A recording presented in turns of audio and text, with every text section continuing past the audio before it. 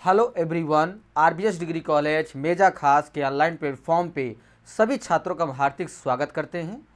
छात्रों, बीएससी एजी first semester के अंतर्गत जो आपका सब्जेक्ट है फंडामेंटल ऑफ सॉइल साइंस के अंतर्गत जो हम टॉपिक लेकर आए हुए हैं छात्रों, जो है वह है soil physical properties and density and porosity. जो है मतलब कहने का अर्थ ये हुआ कि हमारा मिट्टी के भौतिक गुण के अंतर्गत हमारी मिट्टी का घनत्व किस तरीके जो है उसे किस पैरामीटर पर नापा जाता है, या कणों का जो है व्यास कैसे नापा जाता है, और जो हमारा छिद्रण है मिट्टी की जो है और सांद्रता जो है उसे किस तरीके जो है हम प्रदर्शित करते हैं। आज हम लोग इस टॉपिक के अंतर्गत जो है अध्ययन करने चल रहे हैं।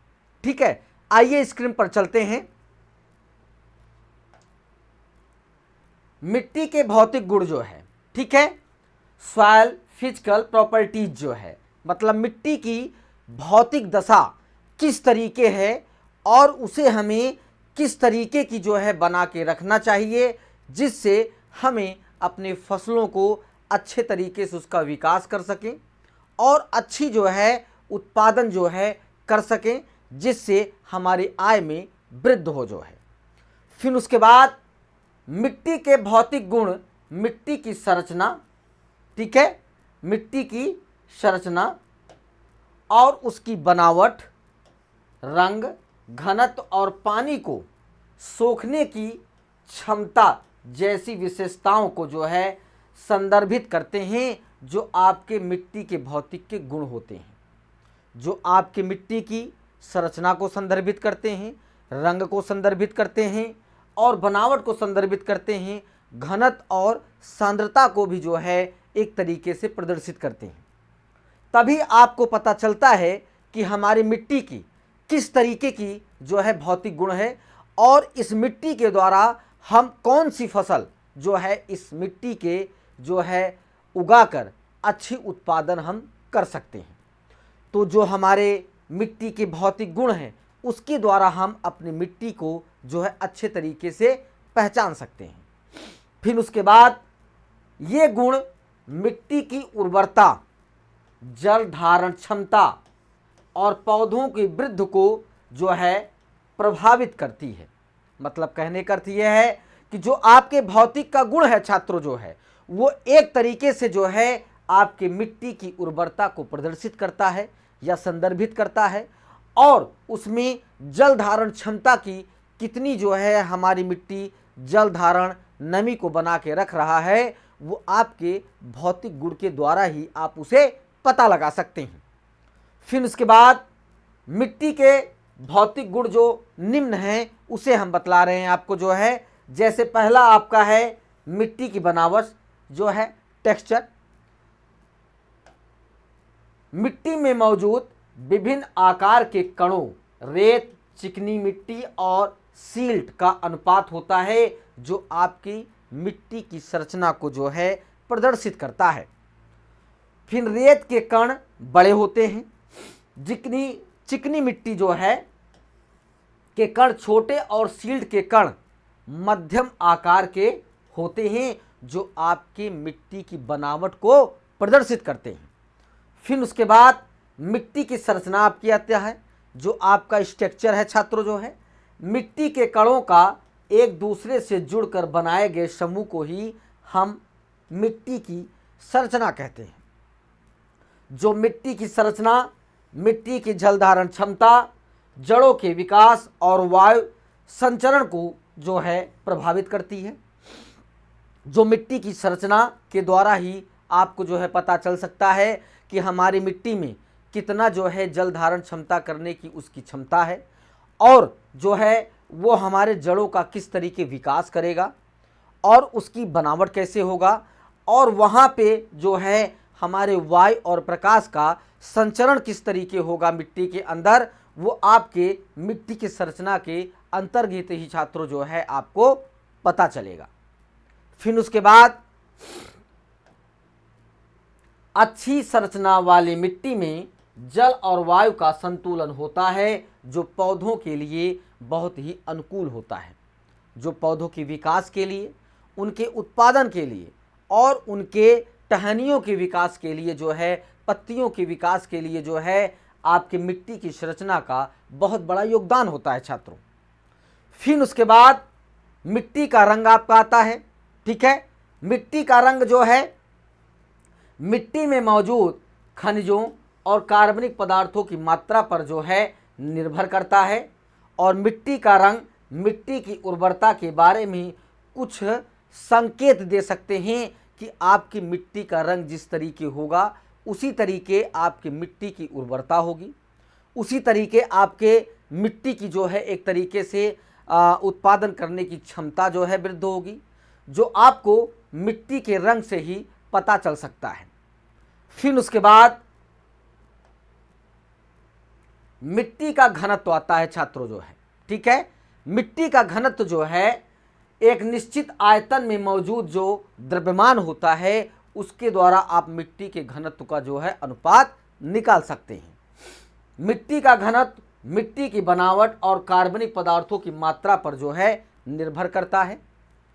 घनत्व मिट्टी की जल धारण क्षमता और जड़ों के विकास को भी जो है प्रभावित करता रहता है, क्योंकि उनके जो मिट्टी के कण होते हैं वो कितने तरीके से जो है द्रव्यमान को इकट्ठा करके पौधों को प्रदान करते रहते हैं, और उनकी बनावट और कार्बनिक पदार्थ जो उनके अंदर मिट्टी के अंदर संचित हैं वो जो है हमारी जो मिट्टी की जल धारण क्षमता है वो उसके माध्यम के द्वारा जो है पौधों की जड़ों को जो है विकास करते रहते हैं, उन्हें वृद्ध करते रहते हैं। फिर उसके बाद पानी को सोखने की जो क्षमता होती है मिट्टी का, ये बहुत ही बड़ा जो है एक तरीके से मिट्टी की भौतिक गुण की संरचना को जो है किस तरीके बना के रखता है वो आपको पानी की सोखने की क्षमता से पता चल सकता है छात्रों।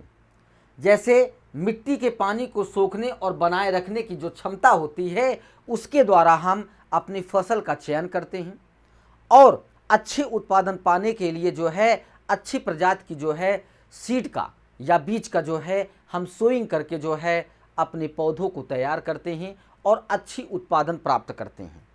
अगर उस मिट्टी में नमी की सोखने की क्षमता अगर कम है तो उसमें आप जो है कम जो है दिनों की प्रजातियों का उपयोग करेंगे जो पानी को कम सोखती हैं और अच्छी उत्पादन देने की क्षमता उनकी कम पाई जाती है।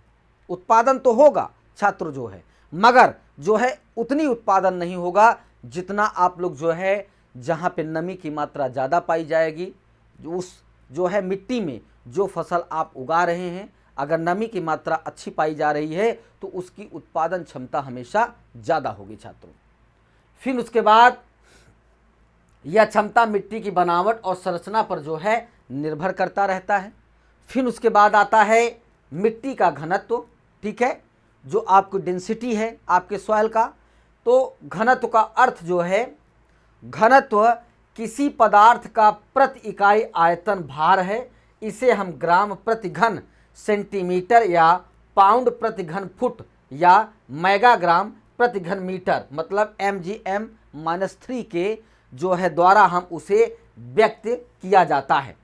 जो आपके घनत्व को जो है एक प्रति इकाई जो आयतन होता है उसका द्रव्यमान निकालना, घनत्व निकालने में आपकी जो है कई जो है मतलब सेंटीमीटर में भी आप उसे निकाल सकते हैं, प्रति घन फुट जो है उसमें भी निकाल सकते हैं, और मेगाग्राम प्रति घन मीटर में भी जो है आप उसके द्रव्यमान के मिट्टी के द्रव्यमान को घनत्व को अच्छे तरीके से आप निकाल सकते हैं इस मानक के द्वारा जो है।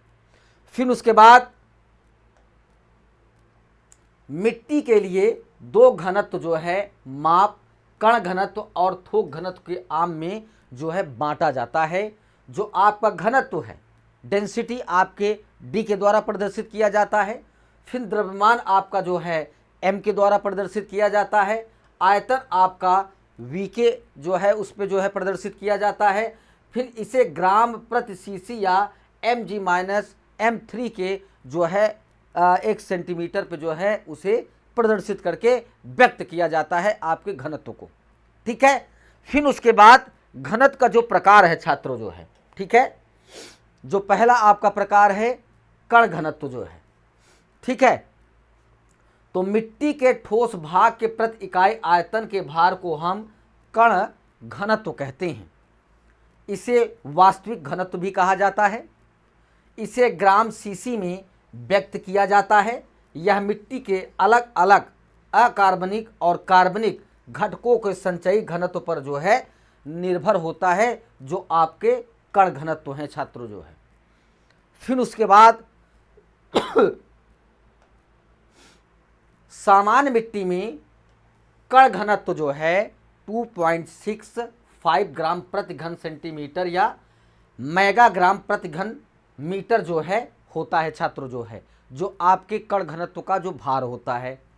यदि मैग्नेटाइट, लिमोनाइट, हेमेटाइट और जिरकोन जैसी भारी खनिज बड़ी मात्रा में मौजूद हों तो कण घनत्व का जो है अधिक हो जाता है, उसका घनत्व भार जो है और द्रव्यमान और आयतन उसका जो है एक तरीके से अधिक हो जाता है। फिर उसके बाद मिट्टी में कार्बनिक पदार्थ की मात्रा बढ़ने पर कण घनत्व जो है कम हो जाता है। अगर आपके मिट्टी में कार्बनिक पदार्थ की मात्रा अगर छात्रों बढ़ रही है तो वहाँ पे कण घनत्व का भार जो है कम हो जाएगा। फिर उसके बाद जब कण घनत्व को पानी के घनत्व से विभाजित किया जाता है तो सापेक्ष भार संख्या प्राप्त होती है, जिसे हम विशिष्ट गुरुत्व कहते हैं छात्रों जो है। ठीक है, वहाँ पे आपका जो एक तरीके से जो एक विशिष्ट जो आकर्षण होता है आपके कण का एक दूसरे के संपर्क में आने के लिए जो है, वहाँ पे आपके जो है भार संख्या के प्राप्त के रूप में आपको वो प्राप्त होता है। फिर उसके बाद थोक घनत्व आता है छात्रों जो है। घनत्व आपका हमने बताया कि कण घनत्व और थोक घनत्व, इसे दो आम भागों में जो है विभाजित किया गया है। जो हमने कण घनत्व आपको बताया, सेकंड आपका थोक घनत्व है।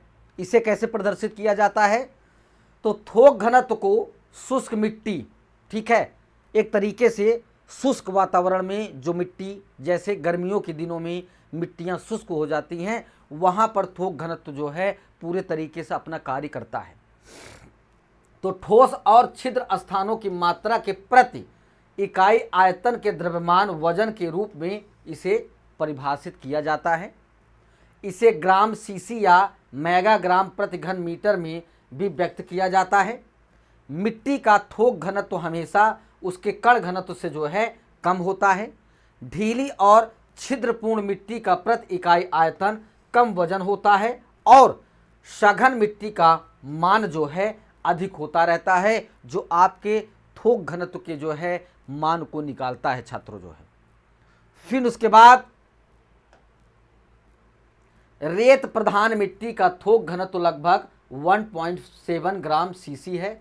जो हमने आपको बताया कि कण घनत्व का जो है 2.65 ग्राम सीसी था और इसका जो है 1.7 ग्राम सीसी जो है इसका जो है आपके थोक घनत्व का भार होता है, जबकि कार्बनिक पीट मिट्टी में थोक घनत्व का मान लगभग 0.5 ग्राम सीसी जो है मापा गया है। फिर खनिज मिट्टी की बनावट महीन होने पर थोक घनत्व सामान्य रूप से कम हो जाता है। जो आपके एक तरीके से खनिज की जब मात्रा बढ़ती है आपके मिट्टी में छात्रों जो है, तो वहाँ पे थोक घनत्व को जो सामान्य रूप से भार होता है वो कम हो जाता है। फिर उसके बाद थोक घनत्व को प्रभावित करने वाले जो कारक हैं उसे हम बतला रहे हैं आपको। जो मिट्टी की सघनता, अत्यधिक सघन मिट्टी या जल भराव वाली मिट्टी में थोक घनत्व अधिक होता है, ठीक है, जो थोक घनत्व को प्रभावित करते हैं। फिर उसके बाद छिद्र स्थान की मात्रा आपकी आती है छात्रों जो है। यदि प्रति इकाई आयतन में मिट्टी के ठोस स्थानों की तुलना में अधिक छिद्र स्थान है तो थोक घनत्व का मान बहुत ही कम हो जाता है। फिर मिट्टी की बनावट आपका आता है जो प्रभावित करता है। बनावट में विभिन्नता मिट्टी में थोक घनत्व के मूल्य को जो है प्रभावित करती है। उदाहरण के लिए मिट्टी चिकनी दोमट, गाद दोमट सतह वाली मिट्टी कम थोक घनत्व दिखाती हैं, जबकि रेतीली और रेतीली दोमट मिट्टी उच्च थोक घनत्व मूल्य जो है दिखाती रहती हैं। मतलब कहने का अर्थ ये है छात्रों जो है कि जहाँ नमी की मात्रा ज़्यादा है वहाँ पे थोक घनत्व का जो है कम जो है एक तरीके से द्रव्यमान आएगा, और जहाँ पे रेतीली भूमि है, जहाँ पे पानी की मात्रा कम है, वहाँ पे थोक घनत्व का मूल्य जो है एक तरीके से अधिक दिखाई देगा आपको। फिर उसके बाद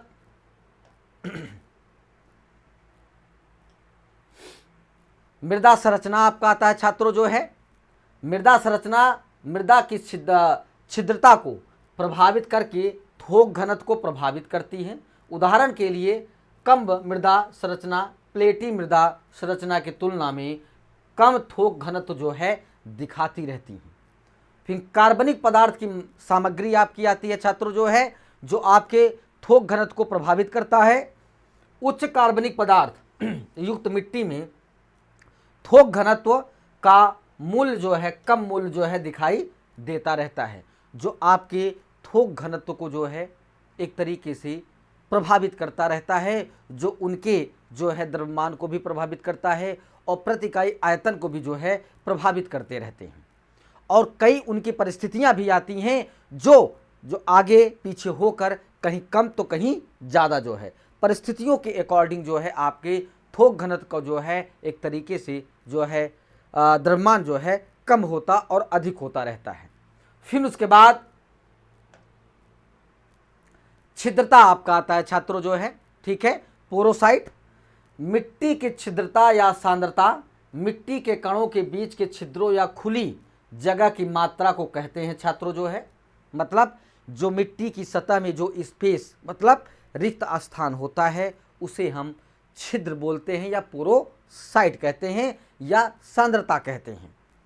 यह मिट्टी की बनावट और संरचना पर निर्भर करती है। मिट्टी की छिद्रता से जुड़ी कुल खास बातें हैं जो मिट्टी की छिद्रता मिट्टी की हवा और पानी को धारण करने की क्षमता को जो है दर्शाता है कि वहाँ पे जो है अगर रिक्त स्थान है तो वहाँ पे पानी कितना है और हवा का कितना समावेशन है वो आपको जो है दर्शाता है, जो है जो सांद्रता वहाँ की मिट्टी की आपकी पाई जाती है।